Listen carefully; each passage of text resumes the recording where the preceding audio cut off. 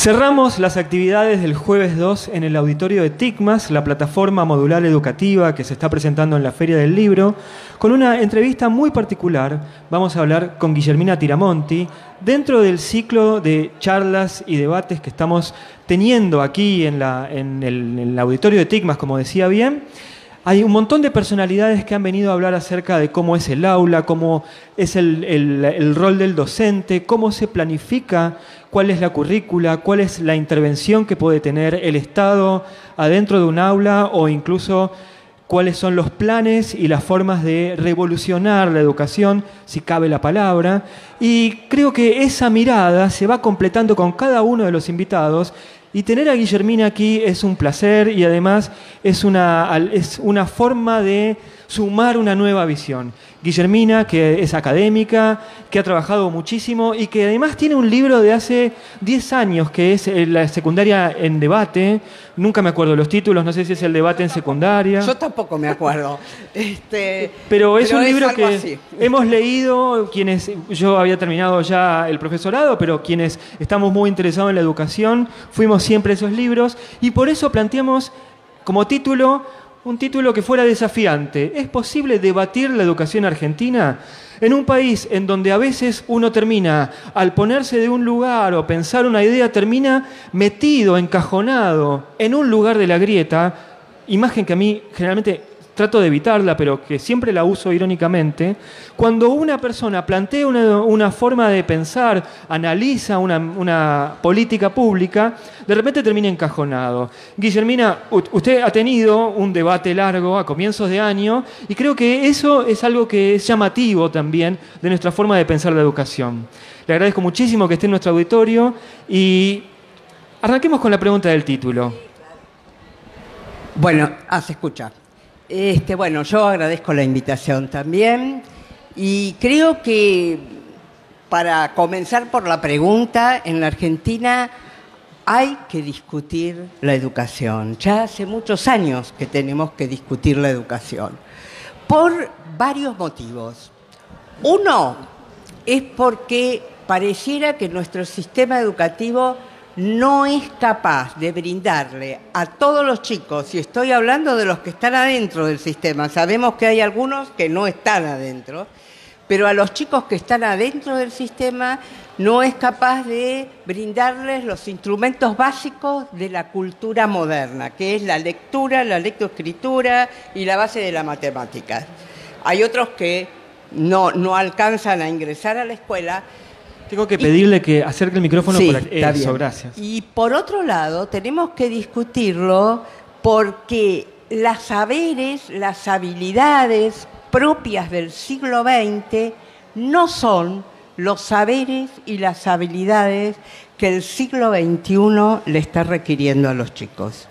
Entonces, nuestro sistema educativo debe ser discutido, me parece a mí, desde esas dos perspectivas, para lograr o triple perspectiva, para lograr que todos estén adentro, que todos reciban los saberes propios de la cultura moderna, que es la lectoescritura y la matemática, y para que empecemos a formar a nuestros chicos en aquellos saberes, en aquellos conocimientos, en aquellas habilidades propias del siglo XXI, que son otras. Una de las preguntas que ha surgido más de una vez aquí en el auditorio es ¿cuál es la función de la escuela? Nosotros sabemos que la escuela tiene una función propia, una función propedéutica, que es la de formar ciudadanos.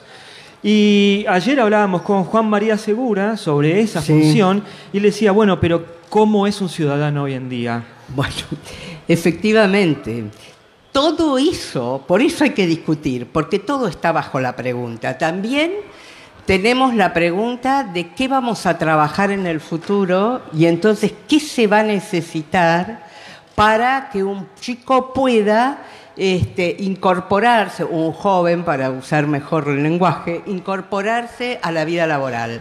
Tampoco está claro cómo va a desarrollarse la ciudadanía, que no es otra cosa la forma de participar en la vida común y en la vida política, en el futuro. Estamos en una situación de cambio del mercado de trabajo que es muy heterogéneo y asimétrico después, de acuerdo al país y de acuerdo a la actividad, y de eso voy a echar un párrafo después, y también estamos en un momento de cambio de las democracias, y de cambio en los sistemas representativos, y de cambio de la relación entre los que gobiernan y los que son gobernados. Hoy, bueno, escuchaba el otro día a alguien que estaba planeando la campaña y yo me quedé azorada. Pero, ¿por qué? Porque las redes son el centro de la preocupación de alguien que hace campaña. Y yo esperaba que me contara, bueno, qué propaganda iban a... cuál eran la plataforma. Bueno, algunas ideas tenían, pero lo más importante era manejar las redes, porque ahora y eso implica otra vinculación entre el que manda y la población.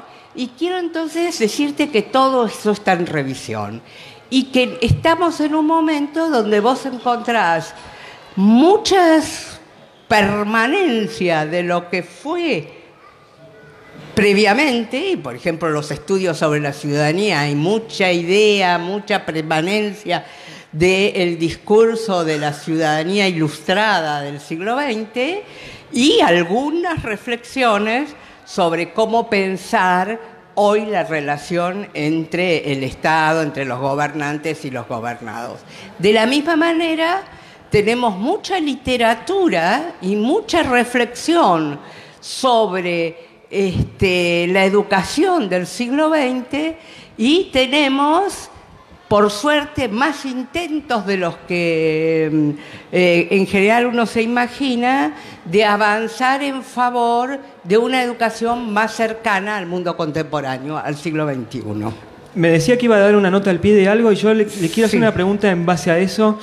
Hace un rato, a la primera charla que tuvimos en la tarde, era la educación para el siglo XXII, con Laura Lewin. Y le pusimos ese título porque ya llevamos 20 años de este siglo. Sí, efectivamente. Yo empecé la primaria en el año 81 y creo que los chicos que arrancan ahora, en 2019, no son tan distintos el primer grado de mi primer grado.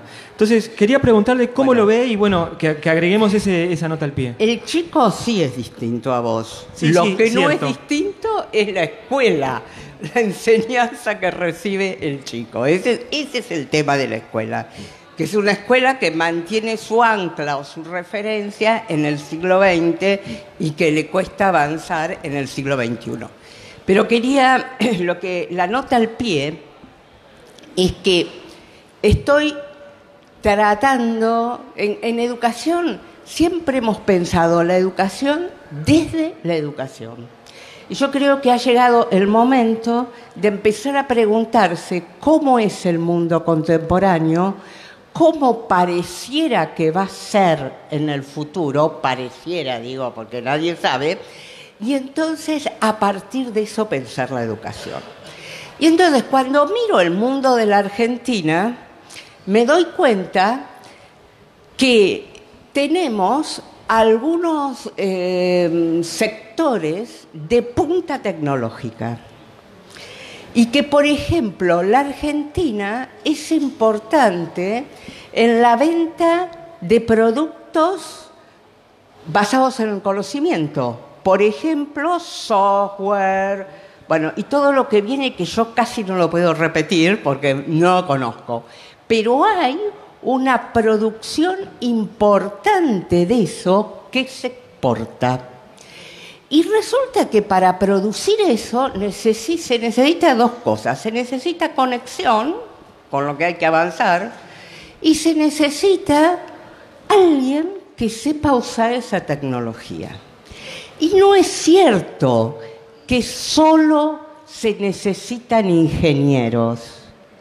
Se necesitan personas con distintos niveles de capacitación para hacer ese trabajo. Incluso algunas de las capacidades que son propias del siglo XX no se necesitan. Entonces, me parece que es necesario que empecemos a pensar la educación desde allí. ¿Qué está haciendo la escuela media, esa escuela que aburre a los docentes, que aburre a los alumnos, que los chicos no le encuentran sentido al trabajo que hacen, que no está formando ese recurso humano que necesita un grupo de industrias que llamamos industrias del conocimiento y que serían una posibilidad fuerte para la Argentina del futuro? ¿Eso no es pensar la educación desde el mercado? Bueno, sí, de parte del mercado.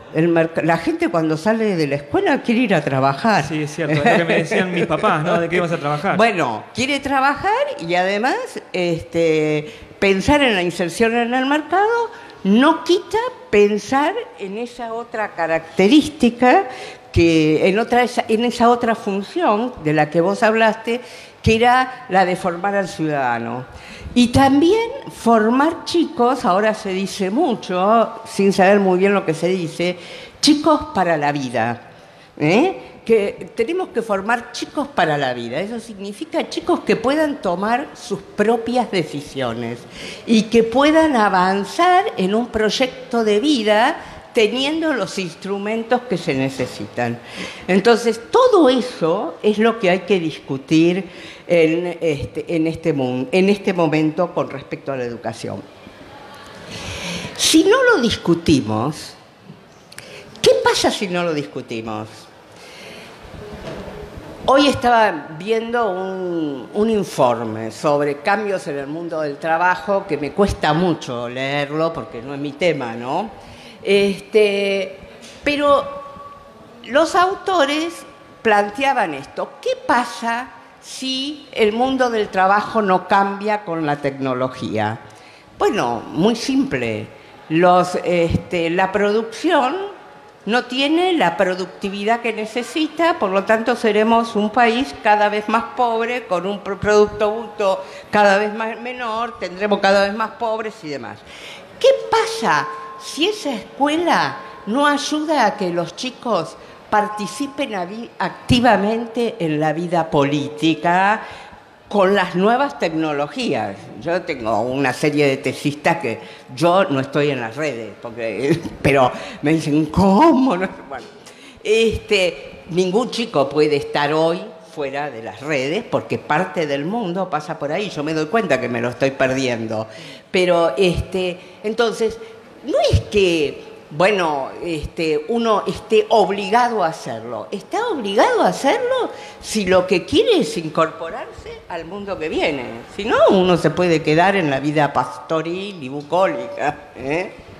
Yo, mientras usted habla, miro las caras de la gente que está en el público y están como sentados cada vez más en el borde de la silla. Hay algo en la forma de decir, en el concepto, que me parece que es muy desafiante y que nos hace a todos ponernos en ese lugar. Quedó en alguna de las respuestas, quedó una frase que me daba la idea de la educación en Argentina no debería pensarse centralizada para todo el país de la misma manera. Me dio la impresión de que usted pensaba que, bueno, están los NAPS, por supuesto, pero que después cada distrito debería pensar en cómo forma a sus propios estudiantes. Bueno, somos un país federal y tenemos que avanzar en eso, conservando algún elemento de unidad. Pero si vos pensás, bueno, nosotros los argentinos queremos avanzar en este tipo de relación con la sociedad. Si tenemos un proyecto de ciudadanía, si tenemos un proyecto de producción, si tenemos un proyecto cultural, entonces es bueno que haya un centro, un espacio que esté marcando las orientaciones generales, pero después cada una de las jurisdicciones tienen sus tradiciones, sus historias, sus maneras de pensar la cultura, su forma su tipo de producción. y por lo tanto, y sus tradiciones políticas. Algunas no son las mejores, voy a decir, pero están. Y por lo tanto podrá redefinir ese proyecto escolar o de la educación a la luz de esas exigencias, pero de su realidad. Pero digo, hoy no puedo decir en qué diario, porque no me acuerdo, pero hay una noticia en el diario respecto de lo que duran las carreras universitarias en la Argentina. Entonces, un ingeniero tarda 10 años en recibirse. De acuerdo al tipo de ingeniería, entre 6 y 10. Entonces, bueno, eso tiene que ser una definición centralizada. La Argentina necesita ingenieros y no en ningún lado del mundo los ingenieros tardan 10 años en hacer una carrera, de manera que eso sí son decisiones que tienen que pensarse centralmente y tienen que implementarse en las distintas jurisdicciones. Es la entrevista que salió al decano de la Facultad de Ingeniería. Lo hemos convocado para que venga a hablar aquí también. Bueno. A partir de esa nota. Efectivamente, porque pasa que la gente de las universidades te dice, bueno, acá pasa una cosa terrible, que es que vienen las empresas de las ingenierías, ¿no? Vienen las empresas y nos roban los alumnos. Están en cuarto año y se llevan los chicos. Les ofrecen plata y, bueno, se van a trabajar y abandonan la carrera. Y decime, ¿no pensaste que ya en cuarto año estos chicos ya están para salir del horno? Que a lo mejor le tenés que dar una última, un cierre de su carrera y ya está para salir, Bueno, eso es propio de la idea moderna, de las largas trayectorias. Ahora todo es rápido, las trayectorias deben ser cortas, con posibilidades de cambio, ¿entienden? Con posibilidades, bueno, yo estudio una ingeniería básica y después puedo, sí, hacer una ingeniería con especializaciones diferentes y probablemente a lo largo de la historia haga más de una especialización porque seguramente cambiaré de trabajo. ¿La escuela, la universidad es conservadora? La universidad es muy conservadora. Es raro, porque justamente es como lo que debe ser más actual. Nosotros tenemos la expectativa de que, por el contrario, la universidad sea la que está en la vanguardia. No digo que no haya grupos universitarios que no estén en la vanguardia, y básicamente en las ciencias exactas y demás. Pero en general son estructuras muy conservadoras. La estructura del sistema educativo también, pero eso es propio de redes muy institucionalizadas que ante un cambio, eso implica cambios en los propios lugares, en las funciones, entonces, bueno, lo que se tiende es a conservar lo que se tiene.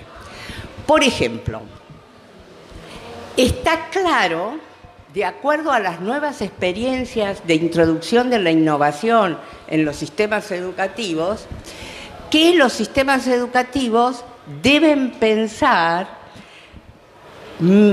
estructuras más horizontales. Las estructuras del sistema educativo nacional, de cualquier jurisdicción, son verticales, con la idea de que acá está el que planifica arriba y después están todos los eslabones que llevan a que se concreten las cosas en la escuela. Lo que tenemos hoy claro es que eso no es así, que a la escuela no llega lo que se piensa allá arriba si no se arma un dispositivo horizontal, redes de escuelas, especialistas que están apoyando a las escuelas, que están que están introduciendo y llevando materiales a las escuelas, etcétera, etcétera. Bueno, es difícil pensar en cambiar toda esa estructura que tiene más de 100 años, ¿entienden? Bueno, hay una cosa que Bourdieu llamó el hábito, que es el hábito de gestionar suponiendo que eso va a pasar, o el hábito de dar clase de una determinada manera, y todo eso hay que cambiarlo. Es fácil, es más fácil implementar, por ejemplo, la ESI que hacer una modificación estructural de contenidos. ¿Qué es la ESI? La educación sexual integral. Perdón, pero ¿saben? En educación todo tiene una sigla. Todo tiene sigla, por supuesto. Yo me pierdo en las siglas. Bueno, en ambos casos hay obstáculos culturales para la aplicación. Tanto para la aplicación de la ESI como para cambios en la forma de trabajar en el aula. ¿Entiendes? Bueno, entonces, hay instituciones, hay docentes, hay espacios locales donde la ESI se está llevando adelante muy bien. Hay otros lados donde eso no es tan fácil. ¿Por qué? Porque hay una cultura que, que no la acepta del todo, con la que no hay acuerdo. Entonces, se necesita tiempo, básicamente, y sí, esfuerzo sistemático para que eso pase. De la misma manera, acabamos de hacer una investigación en la Flaxo sobre las nuevas experiencias de cambio en distintas jurisdicciones. Y bueno, en algunas las orientaciones de cambio son todas más o menos parecidas. Estamos con algunas diferencias, están yendo todas para el mismo lado. Pero en algunos es más fácil y en otros es más complicado. Por ejemplo, para dar un ejemplo, Río Negro, que es una provincia que tiene una tradición de reforma educativa, acaba de hacer una reforma en toda la provincia, todas las escuelas medias, y hay dificultades, por supuesto, pero hay mayor aceptación. En cambio, en Ciudad de Buenos Aires hay menos aceptación respecto de los docentes. Uno pensaría que es al revés, ¿no? La ciudad siempre se muestra moderna. Sí, pero no es así. Porque, depende también de la relación que exista entre los gremios, los docentes, el equipo gobernante, cómo haya trabajado el equipo gobernante con esos actores para implementar la reforma, ¿entienden? En algunos casos hay más construcción de consenso, hay otros hay menos. Depende también el tiempo que se hace que se está implementando la reforma. Al principio todo el mundo protesta, después ya va aceptando, etc. Bueno, acaba de meter un actor nuevo que también ha escrito sobre los sindicatos. Sí. Es un temón. Es un temón en la Argentina. Es un temón porque yo creo, de esto se ha hablado mucho, pero a veces no se le da contenido, hemos hablado mucho de cómo el Estado está ausente de muchas actividades. Y lo que pasa es que no siempre hemos podido analizar qué significa y cómo se manifiesta esa ausencia.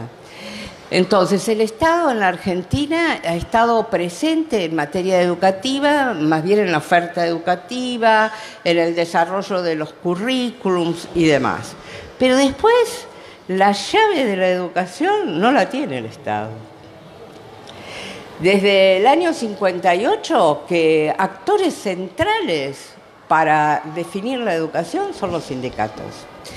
Y además este es un país donde, entonces se ha negociado mucho con los sindicatos y el sistema educativo está más bien organizado. Yo sé que esto le resulta muy antipático a mucha gente, pero está más bien organizado en relación a un mercado de trabajo para los docentes que en relación a las exigencias del sistema educativo. También el mercado de las universidades, porque la universidad tiene 8 años de curso porque es un mercado educativo un mercado de trabajo para los educados. Esto es muy urticante, pero me parece que es así. Entonces, yo creo que los gremios tienen que empezar, en una época los gremios estaban más interesados en pensar la educación, de acuerdo a los intereses de la educación. Ahora, además, lo que pasa es que muchos de los actores están un poco asustados por el cambio. El cambio genera incertidumbre y entonces la incertidumbre genera rechazo. Se habla de que tenemos 1 millón de docentes en un país de 45 millones de habitantes, ¿no? Bueno, ese es otro tema. En la Argentina nada es transparente. Según las estadísticas, la Argentina tiene un docente cada 12 alumnos. O 10 alumnos. Bueno, si ustedes van a una escuela de cualquier tipo, eso no es así. En algunas hay un docente para 40 alumnos, en otras hay para 30, suponete lo menos 20. Entonces, eso quiere decir que se pagan 3 docentes por cada docente que está frente al aula. Eso se llama de una sola manera: oscuridad presupuestaria. ¿Entienden? No hay transparencia en qué gastamos la plata. Por eso, cuando la Argentina dio el salto de aumentar el presupuesto educativo, que todos festejamos, pero después cuando vemos los resultados, ese salto de presupuesto no se ve, porque no sabemos cómo se usa ese presupuesto y no sabemos si se está usando de manera inteligente para tener como resultado una mejora de la educación. ¿Entienden? Voy a abusar de su generosidad porque yo le había dicho que íbamos a hablar media hora y me voy a pasar un cachito. Hablando de resultados, ¿cuál es el sentido de tener los exámenes como pruebas a aprender o las PISA? ¿Qué nos dice eso de la situación de la situación educativa del país? Bueno, no se puede. Es como si vos fueras al médico y que el médico te recetara sin hacerte una tomografía, un análisis, sin saber qué tenés. Entonces, las evaluaciones deben ser pensadas en ese sentido. Es cierto que en algunos países las evaluaciones son usadas como el látigo, no tanto para las escuelas como para los chicos, ¿no? Y damos ejemplo China, por ejemplo, ¿no? Para dar un ejemplo suficientemente distante como para que nadie se sienta mal. Pero en general lo que una evaluación nos da es una idea de en qué andamos bien y en qué andamos mal. Por ejemplo, sabemos que andamos mal en lengua y matemática. En los últimos años se desarrolló toda una estrategia, tanto para lengua como para matemática. Lo de lengua dio más o menos buen resultado. La matemática, no. ¿Estamos igual o estamos peor que antes? Entonces es necesario repensar qué matemáticas, cómo enseñamos matemática y cómo hacemos que eso pase en el aula. También con la evaluación vemos concretamente cuál es el nivel de injusticia del país en cuanto a distribución del conocimiento. Si vos sos un chico pobre, que vas a una escuela del Estado, hay un 60% de posibilidades de que salgas de la escuela secundaria sin saber nada de matemáticas.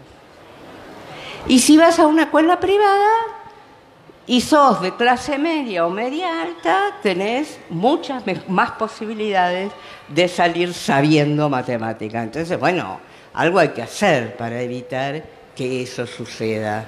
Dejémonos de declamar la igualdad de oportunidades y hacer algo en favor de que eso pase. Sobre el tema de desigualdad y chicos en situación vulnerable también ha trabajado mucho y tiene un artículo publicado hace muy poquito en Flaxo. No me acuerdo. No me acuerdo, pero Sobre eso, no sé lo que decía el artículo, no sé. Pero probablemente haya dicho lo siguiente, que cuando uno articula titulación de los chicos, clase social y empleo, se encuentra que lo que mejor predice la suerte de los chicos en materia de empleo es el origen social y no la titulación. Ese puede ser. O sea, si vos sos pobre, aunque tengas título universitario, tu tasa de desempleo es altísima. Si sos un chico de clase media o clase media alta, bueno, si tenés secundaria incompleta o secundaria completa, bueno, es más o menos lo mismo, vas a tener empleo. Esos números nos permiten romper con algunos supuestos que permanentemente decimos, ¿no? Entonces, es necesario, para que la escuela abra puertas, es necesario cambiar eso. Es decir, no podemos decirle a los chicos pobres, mirá, si terminás la secundaria vas a tener trabajo. No es cierto. Entonces, si terminás la secundaria, te damos una secundaria que te dé un instrumento para entrar en el mundo del trabajo, pero además te hacemos el vínculo entre el mundo del trabajo y vos, porque lo que les pasa a esos chicos es que no tienen vínculo con el mundo del trabajo, bueno, vas a conseguir trabajo. Y veamos este mundo qué trabajo está pidiendo. Hago un insisto sobre el trabajo, aunque yo sé que hay todo un prejuicio sobre eso, pero la verdad es que sería bueno que los chicos tuvieran trabajo. Guillermina, la verdad es que yo creo que son muy desafiantes las ideas que tira. Yo veo a la gente diciendo sí o quedándose asombrada, pero me parece que lo que está haciendo finalmente es mirar una realidad que por ahí desde la escuela no se ve. No digo que no interese, digo que no se ve. Le hago la última pregunta, le agradezco muchísimo que esté en el stand de TICMAS. TICMAS es una plataforma educativa que se conforma con varias palabras, es un acrónimo, y la T es de tecnología. Y es una pregunta que le he hecho a distintas personas que han pasado por aquí. ¿De qué forma la tecnología puede ingresar en el aula, puede ser una herramienta de la educación y que no sea gatopardismo como es lo que vimos muchas veces? Bueno, yo creo que para que eso pase hay que cambiar el paradigma educativo. Cuando repartimos las computadoras, pero la clase seguía siendo la misma, la computadora sobra. Si yo estoy acá enfrente dando una clase, ¿para qué necesito que ustedes tengan una computadora? Ahora, si yo acá vine con el planteo, supónganse, de un problema, y les planteé a ustedes, miren, existe este problema y nosotros tenemos que buscar una solución para el problema. Para eso será necesario que busquemos los antecedentes históricos de este problema, desde cuándo comenzó y demás. ¿Y cuáles son los actores que están disputando en el problema? ¿Y cuál es la región geográfica? Estoy diciendo cualquier cosa porque no sé ni de qué problema. Bueno, entonces la computadora para ustedes va a ser de suma utilidad. Entonces, para que la tecnología entre verdaderamente en el aula, tenemos que construir un aula que suponga el uso de la tecnología. ¿Y por qué es importante eso? Un día me preguntaron, bueno, ¿y qué pasa si el maestro es 10 puntos? Y yo, con la cabeza siglo XX, dije, bueno, un buen maestro siempre saca adelante un... No, porque lo que tienen que aprender ustedes, suponiendo que fueran mis alumnos, es hacer eso, a problematizar la realidad y buscar respuestas a esos problemas por ustedes mismos a través de la tecnología. Eso para todas las cosas de la vida. No es solo para el trabajo, es para vivir que se necesita poder usar la tecnología. Todo está mediado por la tecnología y por lo tanto es obligatorio, así como era obligatorio para la escuela moderna enseñar a leer y escribir, bueno, y sigue siendo obligatoria, por supuesto, es obligatorio la alfabetización digital, porque toda la vida de la gente va a estar mediada por eso. Pero hay que cambiar la propuesta pedagógica. No es para que usen la computadora como, qué sé yo, para bajar un texto y después leer de la computadora o para hacer cuentas. Es para investigar, crear y demás. Guillermina, ha sido un placer hablar con usted. La voy a convocar en algún momento, le voy a pedir que acepte de nuevo tener otra charla. No digo aquí en la feria, digo en otro momento. Y por supuesto que le invito a ver TICMAS porque todo lo que está diciendo nos va a ayudar mucho a quienes están desarrollándolo, que están acá, por ejemplo Silvina, una de las personas que lleva adelante los contenidos, para trabajar de nuevo esa idea de contenido y tecnología y los vínculos. Ha sido un placer hablar con usted. Muchas gracias. Bueno, gracias a todos.